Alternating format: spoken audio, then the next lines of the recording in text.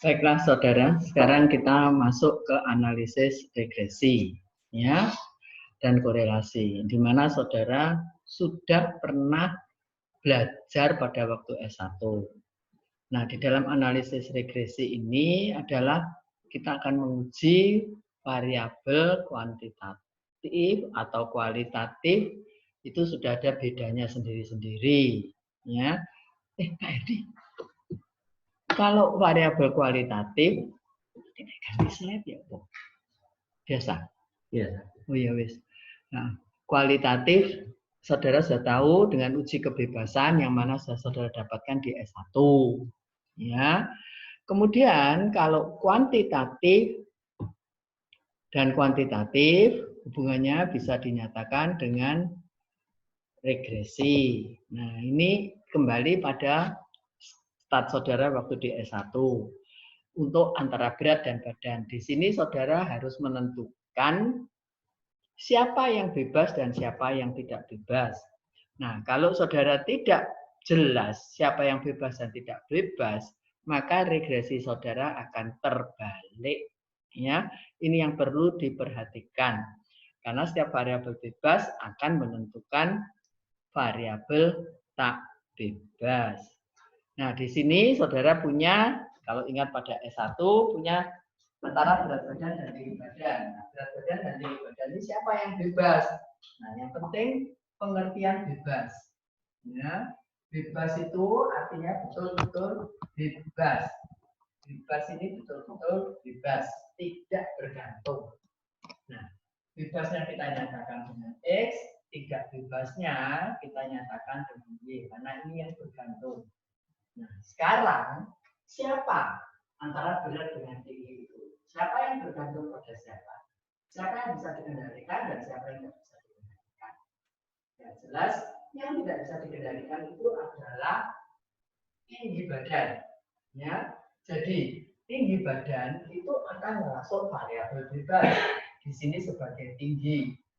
Nah, ini tinggi karena saudara nggak bisa tahu orang yang tinggi untuk diperbanding. Artinya orang yang pendek untuk dijadikan tinggi juga tidak bisa. Jadi bebasnya adalah tinggi, tak bebasnya adalah berat. Nah, ini kalau satu variabel Y sebagai fungsi X, seperti fungsi dalam matematik. Nah, ini tidak harus selalu terdiri dari satu variabel. Nanti saudara akan melihat dengan lebih dari satu variabel. Bebasnya bisa 2, bisa 3, terserah pada masalah yang saudara hadapi. Misalnya saya bicara dengan whiteboard ini. Whiteboard saya mau menentukan harganya whiteboard itu berapa. Nah, berarti whiteboard saya adalah harganya itu Y. Siapa yang menentukan harga whiteboard itu? Yang menentukan adalah saudara tahu kalau saya buat whiteboard, tentunya ada lapisan depan, ya, whiteboardnya, kemudian ada lemnya, ya, kemudian ada pekerja tukangnya. Nah, itu variabelnya sudah lebih dari satu. Ada X1, ada X2, ada X3, ada X4, dan seterusnya. Nah, variabelnya berapa ini semua bergantung pada si peneliti. Ya. Nah, inti daripada regresi ini, pertama saudara harus membuat gambar. Jadi saudara punya tinggi dengan berat, itu saudara harus buat gambar yang disebut dengan scatter plot. Nah, di mana kalau saudara perhatikan di dalam scatter plot ini, ya, ini adalah scatter plotnya, diagram pencarnya. Kemudian antara masing-masing titik di sini kalau saudara perhatikan, Y topi itu adalah perkiraan garis regresi. Satu, ya. Jadi titik-titik saudara ini akan menentukan di dalam regresi titik-titik ini tidak perlu dihubungkan, tapi kalau saudara mau bantu garis-garis boleh-boleh saja saudara membantu ini. Nah, ilmu kira-kira saudara itu yang akan membayangkan garis regresi yang saudara boleh. Kalau misalnya begini, yang penting jarak antara masing-masing titik regresi titik data saudara ini dengan prediksi saudara jangan terlalu besar. Kalau ini jaraknya terlalu besar, berarti error. Ini saudara bisa gambar seperti ini. Saudara tidak sama gambar saya, boleh. Saudara misalnya mau begini Bu, gambar saya ini regresinya boleh saja. Semua orang bebas untuk memilih. Nah, karena bebas untuk memilih, kita harus menentukan persamaannya itu sebenarnya bagaimana. Nah, persamaan secara matematisnya, ini ada Y sama dengan, kalau saudara lihat, beta 0 plus beta 1X 1I. Nah, topi ini menunjukkan nilai dari dugaan. Nah, nilai dugaan ini adalah miliknya sampel. Ya, saudara dari sampel, saudara memprediksi untuk populasi. Ingat minggu lalu, sampel saudara harus benar, sehingga prediksinya itu bisa betul. Ya, nah, itu yang perlu kunci dalam regresi. Nah, ini semua hitungannya bisa saudara dapatkan nanti di dalam paket komputer ya kalau mau pakai rumus. Nah, regresi ini yaitu yang perlu diperhatikan adanya tidak boleh ada data yang mengandung outlier. Pencilan. Apa maksud outlier? Maksud outlier itu adalah kalau ini data saudara, ya di sini outliernya, misalnya ini data saudara, ya data saudara begini, tapi tahu-tahu ada di sini. Nah, jadi ini jauh sekali dengan data saudara. Nah, inilah yang disebut dengan pencilan atau outlier. Nah, kalau sampai terjadi begini, metode kuadratik ini kurang bagus, ya. Jadi yang baik itu data saudara tidak boleh mengandung outlier. Nah, ini adalah persamaan regresi tadi saya tulis dengan beta 0 boleh, saudara. Tapi kalau pakai huruf beta 0, saudara harus pakai topi, ya, pakai tanda estimate tuh. Kalau ini saudara pakai B0, B1, saudara sudah tidak usah. Ya, di mana B0 ini konstante, B1 nanti menunjukkan apa yang saudara maksudkan. Ya. Nah, ini di dalam regresi itu seperti kemarin sudah saya ceritakan, saudara harus punya tabel ANOVA. Masih ingat kemarin dalam ANOVA ini ada regresi, kesalahan, dan total. Nah, kemudian nanti saudara menghitung, saudara dapatkan hasil hitungannya ini.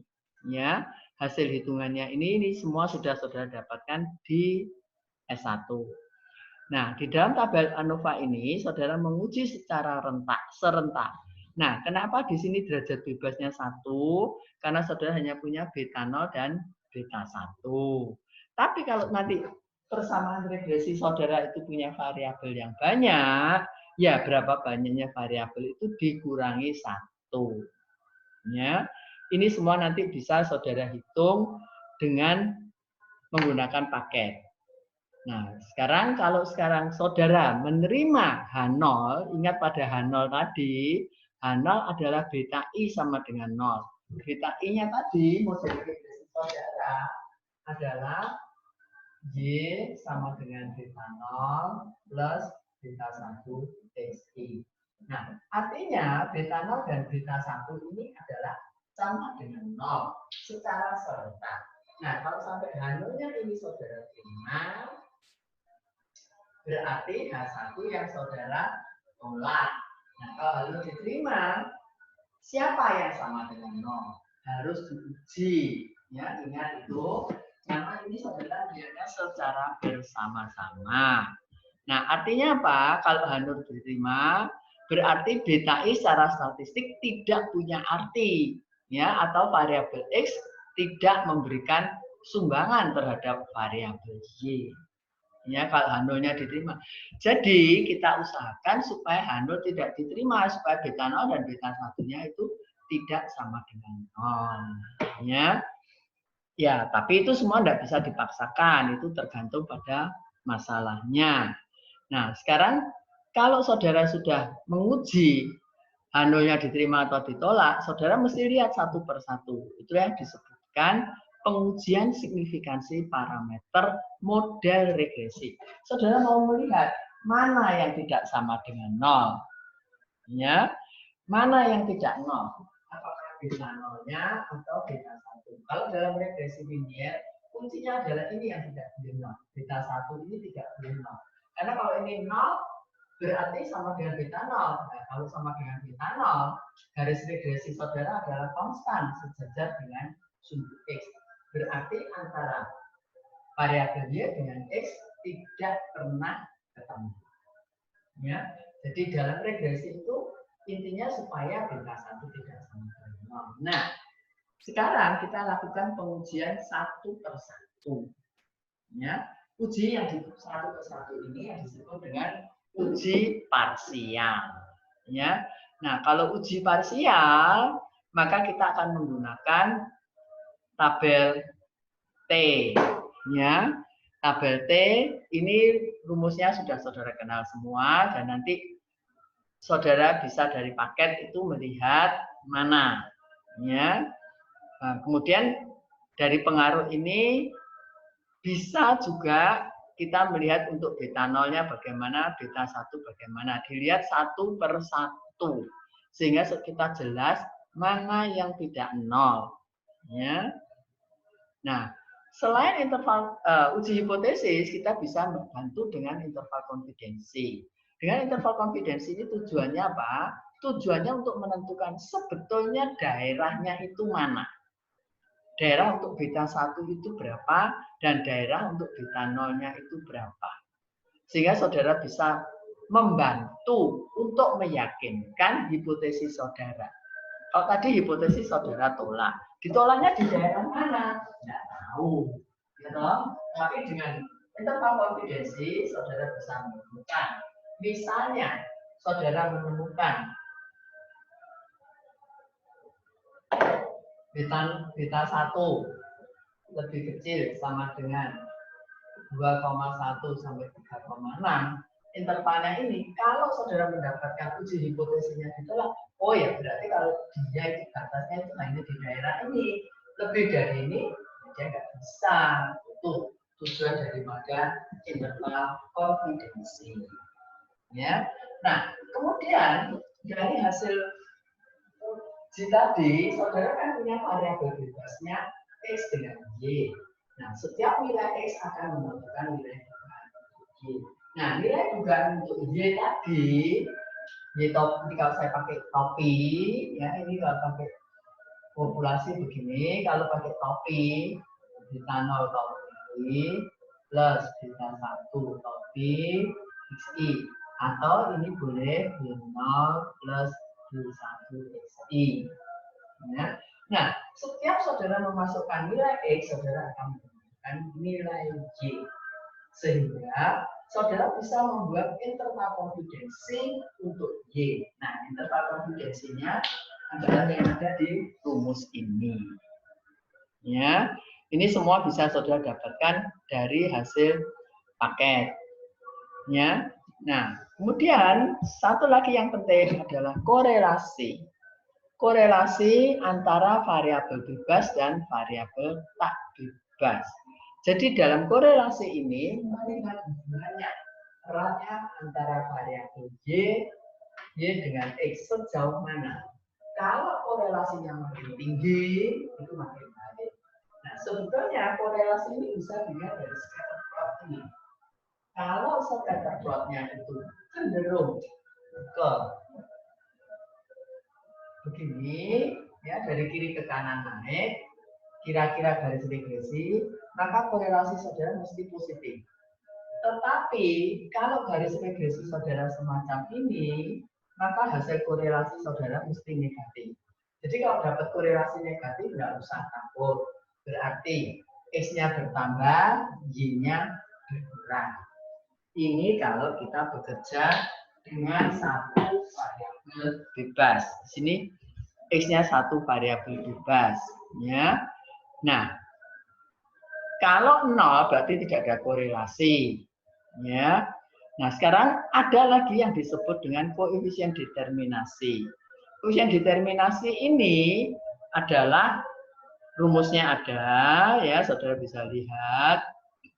arti koefisien determinasi ini apa? Koefisien determinasi ini untuk melihat apakah model saudara itu sudah sesuai atau belum. Jadi kalau saudara lihat korelasi itu hubungannya antara variabel X dengan Y, korelasi ini punya batasan. Makin dekat satu, makin baik. Kalau kurang dari setengah, korelasinya itu kurang baik. Nah, untuk lebih meyakinkan, saudara bisa menguji koefisien determinasi ini, R kuadrat. Bagaimana dengan R kuadratnya? Apakah R kuadratnya ini besar? Nah, kalau korelasinya sudah positif, R-nya mendekati 1, ya, korelasinya, kemudian R kuadratnya juga besar, berarti model saudara sudah sesuai. Nah, sekarang korelasi ini mempunyai arti atau tidak, sebetulnya tidak ada batasan tertentu. Hanya secara tidak langsung kita menggunakan angka setengah. Kalau di atas angka setengah, berarti korelasinya bagus, ya, sudah lumayan. Tapi kalau di bawah setengah, berarti korelasinya kurang. Jadi itu kurang baik. Berarti ada hubungan, tapi tidak terlalu erat. Jadi bantulah dengan menggunakan R kuadrat ini, ya. Maka saya katakan di sini makin besar R kuadrat, modelnya itu akan makin baik. Ya. Nah, ini adalah penjelasan dari R kuadrat.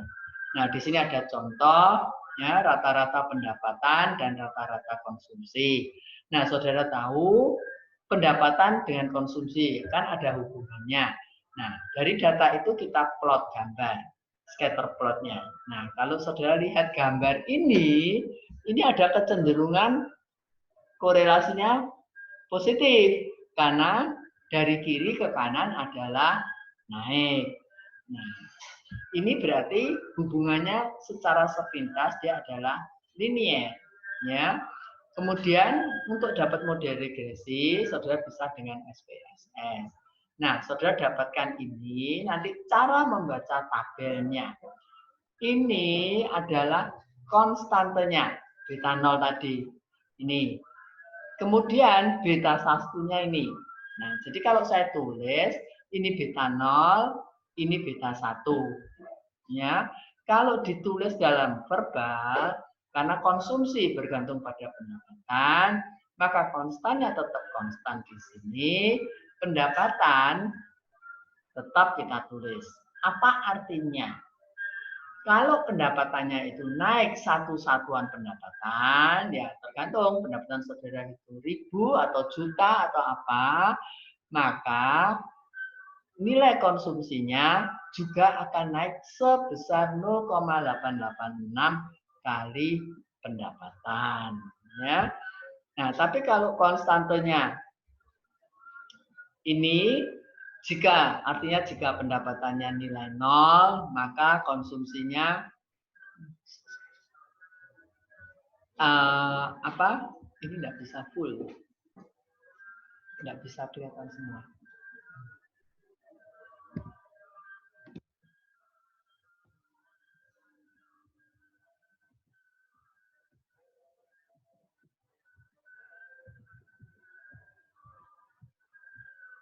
Sorry, ini datanya, nanti saudara bisa pelajari. Nah, ini konstantenya ya tadi sudah saya katakan ya, kalau nilainya 0, konsumsinya bertambah sebesar, konsumsinya adalah itu.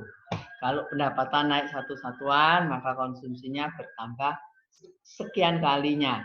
Nah, ini kenapa bertambah? Karena tanda di sini adalah positif. Kalau tanda ini negatif, berarti berkurang. Ya. Nah, kemudian kita akan menguji apakah model tadi punya arti. Tadi sudah saya jelaskan bahwa ada dua parameter, beta 0 dan beta 1. Nah, ini secara bersama-sama kita lakukan uji, ini adalah signifikan dengan ini. Nah, alfa kita adalah, ingat, alfa itu selalu harus ditentukan lebih dahulu. Minggu lalu saya katakan berapa persennya, ya. Di sini tentukan alfanya adalah 5%. Nah, signifikansinya ini. Nah, ini adalah p-value-nya. Jadi p-value-nya ini lebih kecil dari alfa. Ya. Nah, kalau p-value lebih kecil dari alfa, berarti H0-nya ditolak. Beda dengan tabel ya. Kalau saudara bandingkan dengan tabel, kalau saudara lihat buku tabel F, derajat bebas 1 dengan 8, nilai F tabelnya adalah 5,32. Sedang hitungan saudara sebesar ini.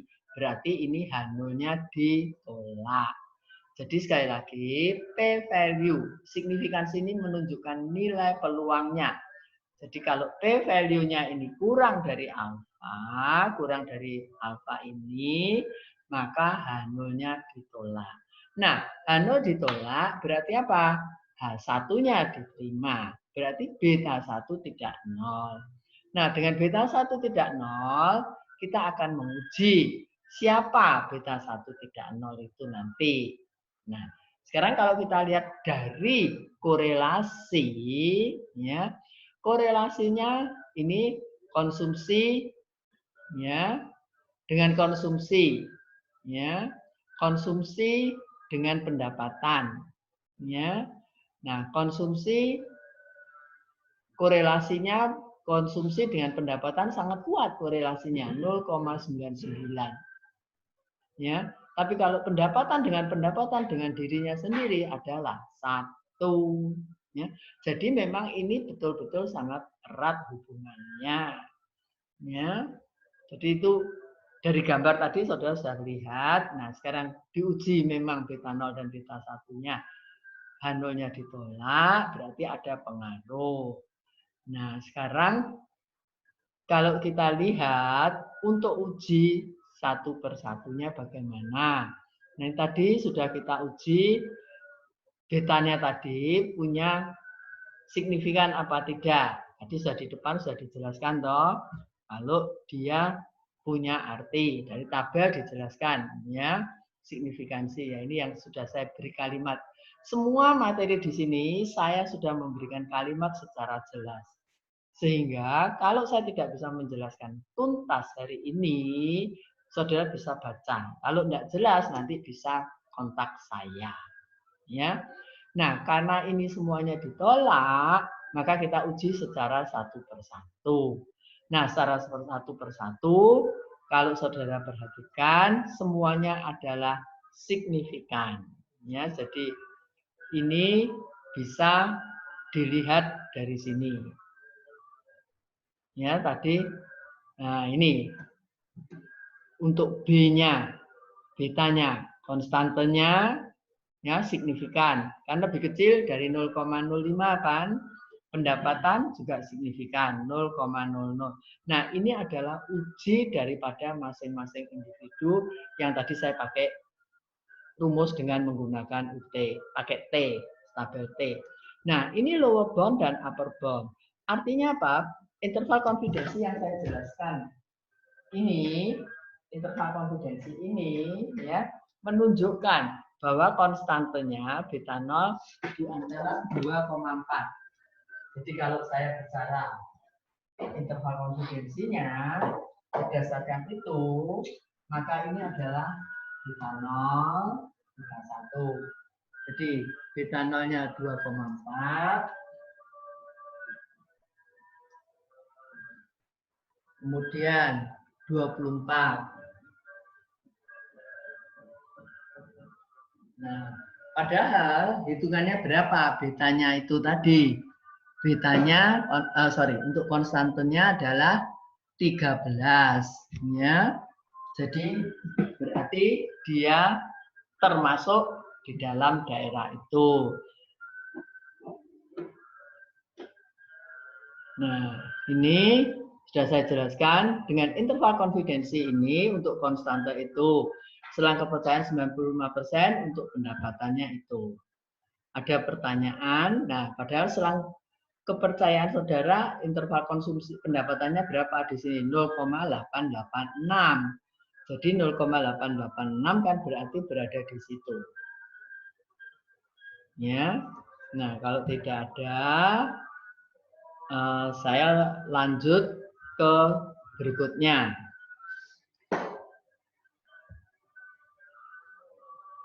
Yang pengantin nih.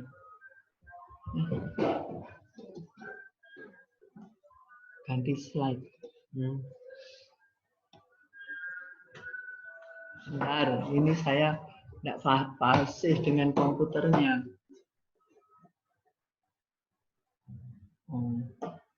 Slide berikutnya.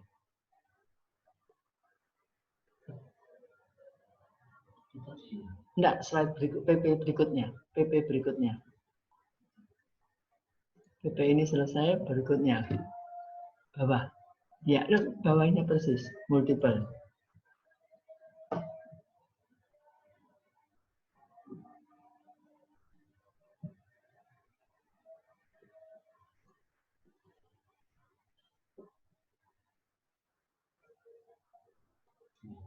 Ya, besarkan aja langsung.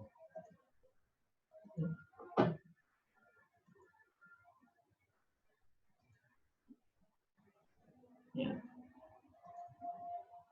gede sama seperti tadi. Nah, di dalam linier berganda, istilahnya linier berganda.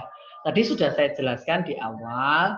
Kalau yang pertama tadi sederhana, karena variabel bebasnya hanya satu, antara tinggi badan dengan berat badan. Nah, sekarang kalau variabel bebasnya lebih dari satu. Nah, variabel bebas lebih dari satu, tadi saya sudah menjelaskan, seandainya saya akan menentukan harga daripada whiteboard.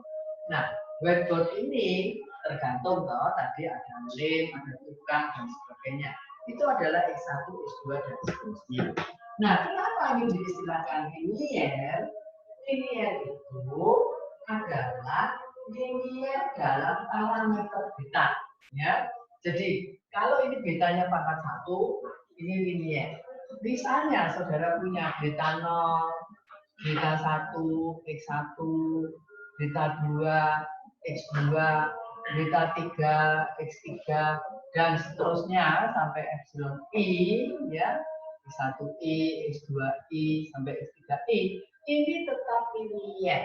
Karena liniernya adalah, sekali lagi, dalam parameter betanya, bukan dalam X-nya. Nah, jadi berapapun parameter yang ada, dia tetap linier selama beta ini berpangkat 1. Ya. Kalau betanya lebih dari pangkatnya lebih dari 1, tidak bisa. Nah, di sini saudara perhatikan. Tujuan regresi berganda untuk menyelidiki pola hubungan variabel tak bebas dengan beberapa variabel bebas secara serentak. Jadi kalau saya tadi mencontohkan harga whiteboard, tidak bisa toh saudara melihat tukangnya berapa sendiri, itunya sendiri, tidak bisa, harus bersama-sama. Nah, kemarin minggu lalu saya ingatkan skala. Data yang digunakan di sini harus mempunyai skala interval atau rasio. Jadi mau tidak mau saudara harus ingat kembali pada skala itu. Ya, jangan sampai salah. Nah, ini adalah struktur datanya. Jadi, saudara punya X1, saudara selidiki. Yang kecil yang di bawah ini adalah nilainya berapa, ya. Nah, ini harus selalu disusun dulu. Sehingga saudara nanti bisa menuliskan di sini. Ya, setelah saudara susun, kemudian saudara punya model yang saya katakan tadi seperti di papan, ya. Nah, terus kalau ditulis dalam bentuk matriks, ini adalah yang ini. Ya, saya kira saudara tidak usah bingung dengan ini, ya. Nah, sekarang model tetap linier karena pangkat betanya linier, ya. Nah, kemudian kalau estimasinya beta 0. Boleh topi, kalau enggak B0. Nah, karena ini bentuk matriks, maka mencari betanya juga dalam bentuk matriks. Saudara enggak usah takut, karena saudara bisa pakai paket. Nah, sekarang ini yang saya katakan, ini betanya tetap pangkat 1, ya, tapi X-nya pangkat 2. Ya, perhatikan ya. Ini tetap regresinya linier dalam beta, tapi namanya ordo kedua di dalam X. Karena X-nya berpangkat 2. Ya, X-nya berpangkat 2. Nah, asumsi dari regresi adalah IIDN. Ya, waktunya enggak ini. Habis. Maaf, saya nggak bisa melanjutkan karena ini terbatas hanya 30 menit. Jadi nanti saudara baca sendiri saja di rumah. Kalau ada kesulitan, saudara kontak saya. Ya, bisa dengan WA saya, janjian 081 2355 87575 atau tanya ke Pasta. Anytime. WA dulu kapan mau janjian ketemu. Ya, sorry waktunya nggak nutut. Ya, makasih. Ya, nggak nutut. Oh, ini 2,5 jam kadang nggak nutut deh.